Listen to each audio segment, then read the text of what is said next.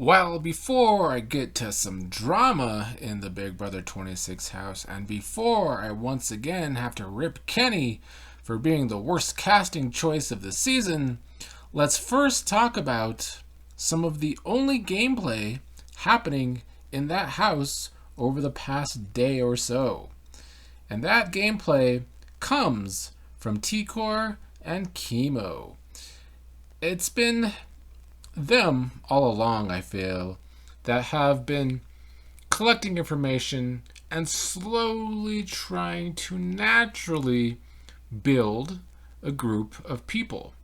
And I do enjoy the natural building of that people, or of that group, I should say.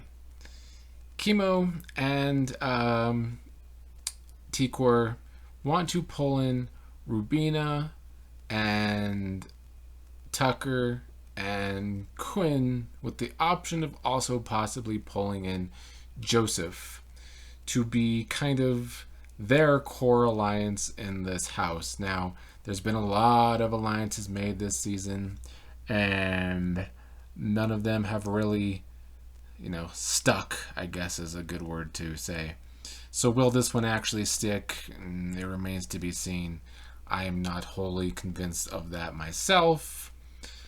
But I do feel like this group of people are more naturally drawn together to be a strategic group in that house than some of the other groups we've seen come together. I also like it because there is some personal connections within that group as well. Of course, Tucker and Rubina have become very close friends in that house. And I think that the only downside of this group is Quinn.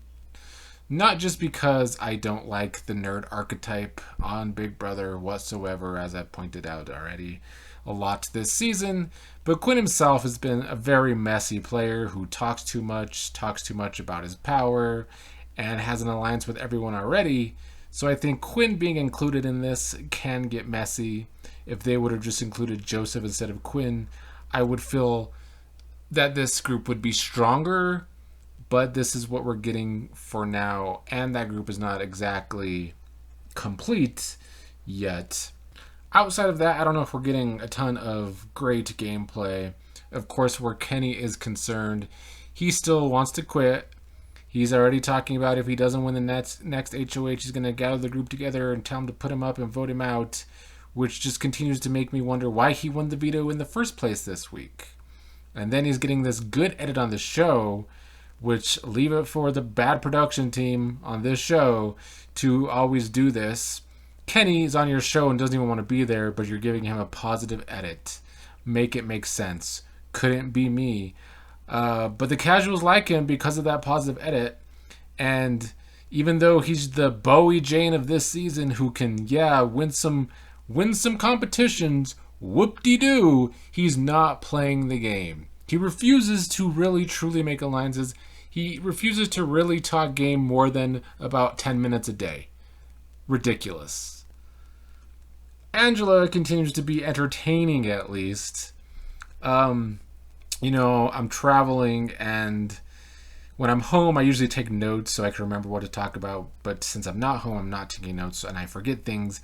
Yesterday, I wanted to mention the people outside of the house, mostly Facebookers, the casuals on Facebook, trying to cancel Angela on the outside, really coming for her job, acting like she's one of the worst individuals to ever play the game because she bullied Matt. I don't think Angela would crack the top 30 most bullying or most aggressive players in that house to be this controversial. And seeing some of the past players, especially Rachel Riley, acting like she's the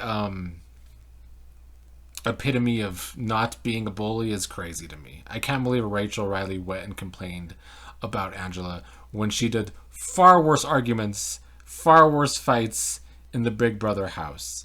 And even someone who apparently won the final Big Brother Canada season, nobody knows who she is, but she's trying to act like she's relevant on Twitter, coming for Angela as well. Who are these people? I don't know, but nobody watched her season because Canada canceled their feeds and then canceled the show. So why she's coming for Angela, I don't know. But Angela continues to at least give us something. Today it was her continuing to mock Lisa, who's also on the block along with Angela, and calling her a twit. The funniest thing was Angela mocking Lisa's walk to her face, which I thought was classic. Lisa also decided to act like it was bullying. There's the problem with Big Brother and CBS shows in particular these days is if someone's coming at you aggressively, come at them back. And I guess maybe this early in the game you think that's going to paint a bigger target on yourself. But if you're defending yourself, I don't really understand why or how that would happen.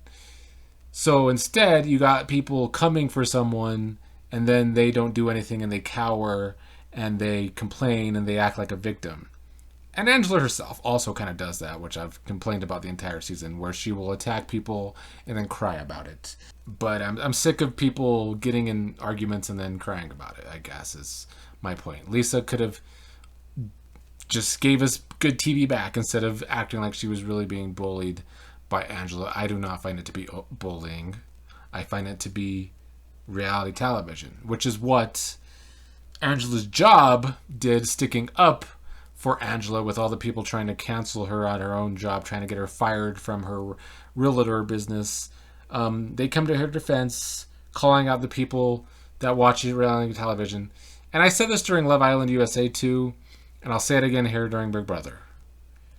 If Angela's arguments, and especially the one with Matt, offend you so much, reality television isn't for you. It's just not for you. Give it up. Watch the Home Shopping Network. I will say, though, I do think Chelsea is the person that did call Angela out during the big fight when the feeds were down, because there's been some feed cuts lately with Angela kind of mentioning the fight and other people mentioning the fight and Chelsea's name being brought up. Chelsea herself, after the fight, when the feeds weren't cut for a moment, was saying that she kind of got into it with Angela. So I think we just missed people actually coming back at Angela. And I think Chelsea was one of those people.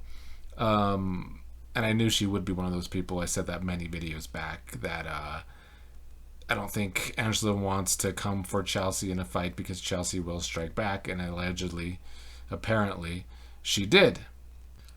Also with Chelsea, yesterday I mentioned I did not think that she has this big crush on Cam.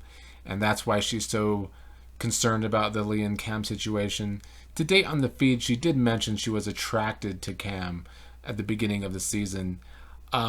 So she's not going to be able to beat those allegations by some folks pretending or stating that she's just so into Cam that this is her whole strategy.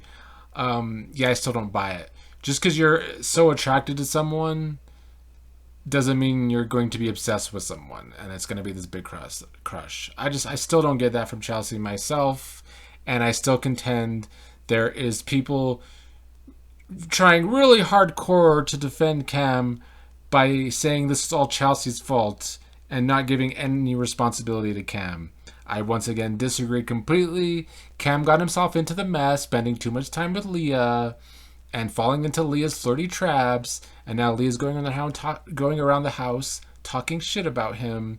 That's Cam's fault. Chelsea's playing into it, and she's using that for her game strategy as well.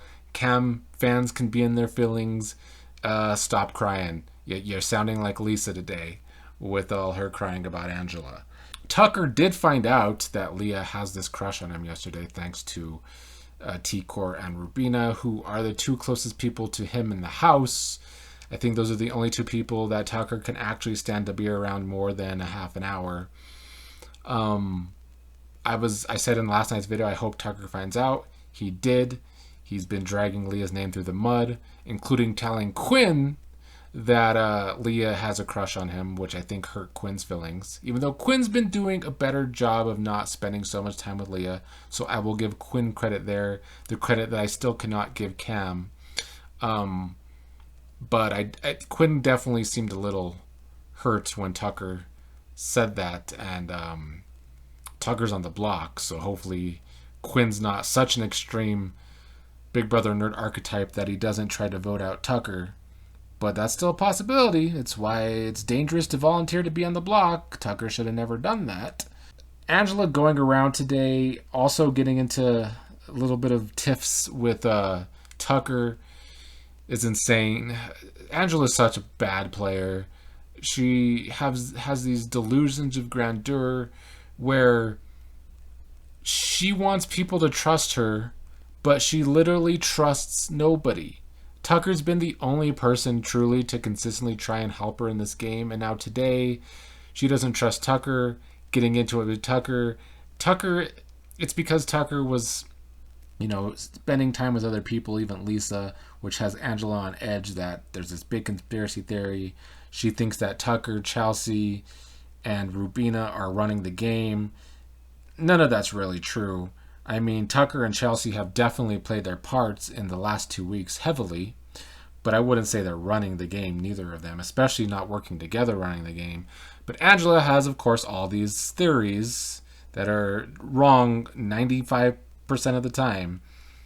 Probably more than that, honestly. The only thing she's gotten right is the whole Cam, Chelsea, and Cedric connection. But yes, Angela even tried to tell Tucker about that Quinn has the power. Tucker didn't believe her, but it's easy to see why. It's this bad gameplay that's hurting everyone, is that Angela's been so manic about everyone that nobody can now believe her, even when she's now right about one thing because she does know the information about Quinn's power. Tucker's still stuck on the Lisa situation, that Lisa has the power, because Angela also created that nonsense. So it's just a bad spiral of gameplay there. I assume at this point that Lisa is still the target, but anything can happen with Angela causing chaos in that house and Tucker volunteering himself on the block when he is a target. This could be my last update until the weekend, because I will be traveling more later this week. I'm going to try and maybe do a quick update Wednesday afternoon if I have the time. But if not, I might not update again until Saturday. So we'll see what happens in this week's eviction. The worst thing for me is that Kenny is still in that house and probably going to continue to still be in that house despite not even wanting to be in the house and not even trying to play the game.